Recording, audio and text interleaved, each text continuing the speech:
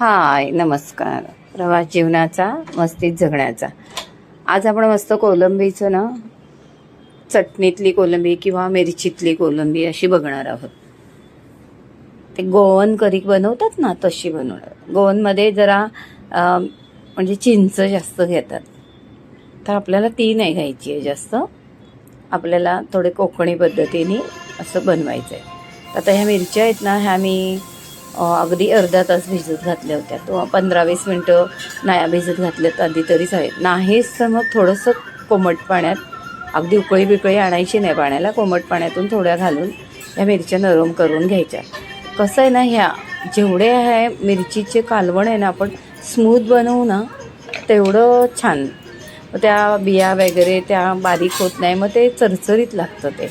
म्हणून आता आपण त्या मिरच्या आधी बारीक केल्या आणि त्याच्यामध्ये पावटी खोबरं घेतलं. पावटी आहे, ओलं खोबरं आहे. शक्यतो ओलं खोबरं घ्या, अगदीच नाही आहे तर सुकं घेतलं तरी चालेल. हे झालं. आणि ह्याच्याबरोबर आपण मिरच्यांबरोबर ना धणे आणि जिरं, थोडंसं बडीशेप असं सुद्धा भिजत घालायचं आणि ते एकत्र बारीक करायचं. तसं नाही जमलं तर धणे जिरा पावडर वरून घालायची आहे आपल्याला. आता मी कांदा घातला, मिरची घातली आणि पुन्हा टोमॅटोने आधी घालायचा. पुन्हा एकदा आपण त्याला बारीक करून काढायचं. टोमॅटो घातलं की मग पुन्हा परत ते जरासं बारीक व्हायला हे होईल. आणि ह्या अशा कोथिंबिरीच्या नाही बघा, जाड्या जाड्या अशा दांड्या असतात ना, त्याही घालायच्या. म्हणजे ह्या मसाल्याबरोबर त्या छान बारीक होऊन येतात. असं आपण मस्त गोवन करीसारखी करी बनवूया कोलंबीची. मस्त कोलंबी मसाला, कोलंबी रस्सा, काहीही म्हणा. आपल्याला काय एखाद्या पद्धतीने छानसं करायला येतं ते दाखवायचं आणि त्याला नाव काय तुम्हाला द्यायचं आहे ते तुम्ही द्या. पण करून बघा आणि खाऊन बघा, त्यानंतर त्याला नाव द्या, तेव्हा तुम्हाला परफेक्ट नाव सुचेल. तर असं सगळं आपण घेतलं. कोथिंबीर वगैरे, आलं लसूण बाहेर असेल तुमचं बनवलेलं तर ठीक आहे, नाही तर टाका आलं लसूण त्याच्यामध्ये. 4-5 पाकळ्या लसणाच्या टाका, थोडा आल्याचा तुकडा टाका. मस्त मुळात कोलंबीला चव. आणि त्याच्यात ह्या असे मसाले घातले तर आहा हा मस्त एकदम. आता टोपात तेल घातलं आणि तुम्हाला माहिती आहे मच्छीची फोडणीला पहिल्यांदा आपण मेथी घालतो. नसाल घालत नव्हतं घाला, खरंच खूप छान. तुम्ही म्हणाल मेथी आहे ती कडू आहे, तुम्हाला ती कधी कडू गोड काय तिची चव आहे ती तुम्हाला कोलंबीच्या कालवणामध्ये कळणारच नाही. घातलेली हे तुमच्या लक्षातही राहणार नाही, अशी वस्तू मिळून जाते. पण मेथीची फोडणी द्या बाकी. आता कढीपत्ता घातला. आपल्या मच्छीला कढीपत्ता, जसा कांदे पोह्याला कढीपत्ता जरुरी आहे तसं मच्छीला कढीपत्ता जरुरी आहे. कढीपत्ता आणि मेथी. आता सगळं आपण केलेलं वाटण त्याच्यात घातलं. खोबरं, मिरची, धणा जिरा असेल तर तो, नसेल तर वरून पावडर घालायचे. आणि बटाटा ऑप्शनला आहे तुम्हाला, पण घाला. कोलंबीतला बटाटा इतका मस्त लागतो खायला, कोलंबीपेक्षा बटाटे छान लागतो. हे धणा जिरा पावडर ती चांगली व्यवस्थित घाला.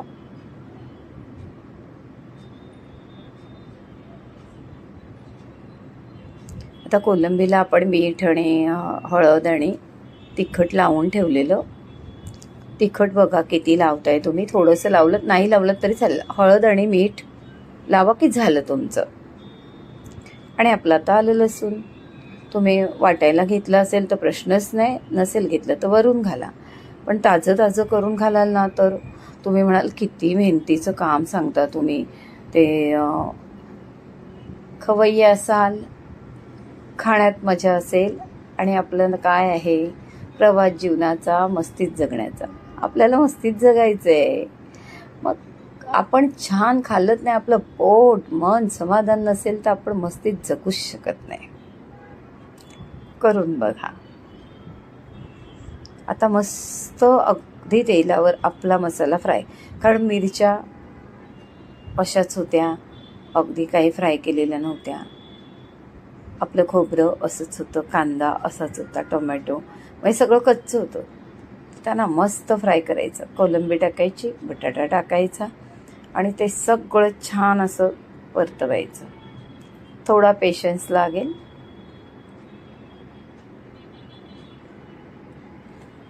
म्हणजे चव येईल ना ती भन्नाट असेल.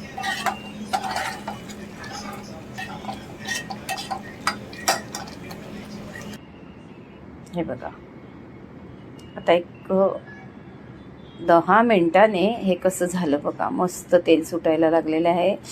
अगदी मिरची तेलावर परतली तर बघा कसं वाटेल तसं झालेलं आहे. खोबरं तेलावर परतून गेले, टोमॅटो तेलावर परतत चाललाय, आलं लसूण असं म्हणजे सगळे मसाले मस्त असे छान परतले.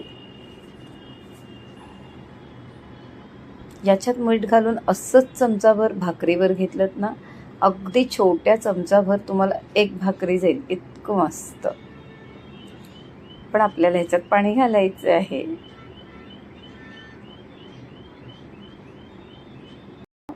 छान सुकत चालले. असं फिरायला लागलं आणि छान तेल सुटायला लागलं, त्याचा कलर बदलायला लागला बघा कसा मस्त, की मग आपण छान पाणी घालायचं. गरमच घाला, शक्यतो गरम घाला, नाही तर ठीक आहे. हे मसाल्याचं पाणी घातलं सगळं.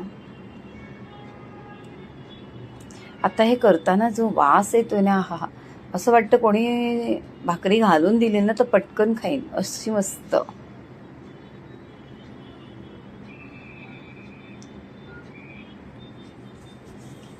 आता गोवेन करीमध्ये ना त्या मसाल्यातच चिंच घेतात बारीक करायला, तर आपल्याला अति आंबट पण नको आहे. हां, याच्यात जर तुम्ही कैरी असेल ना तुमच्याकडे तर ती कैरीचा तुकडा नक्कीच टाका, नाही तर आपले कोकम बेस्ट आहे. बघा, व्हिडिओला लाईक करा, शेअर करा, सबस्क्राईब करा आणि व्हिडिओ पूर्ण बघा म्हणजे तुम्हाला समजेल कसं करायचं. असं आपलं मस्त कोलंबीचा रस्सा. आता काही नाही, बटाटा शिजला की आपले कोलंबीचा रस्सा तयार. वाव, वास आणि कलर इतका मस्त आलाय. अजून आपण मीठही घातलं नव्हतं. विचार करा, मीठ घातल्यानंतर कुठल्याही ग्रेव्हीला अजून कलर येतो.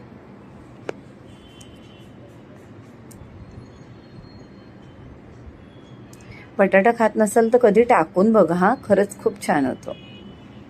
आणि चला, आपली करी तयार आहे. मस्त भाकरी, चपाती, भात, नुसती भाताबरोबर पण छान लागते. असं आपलं.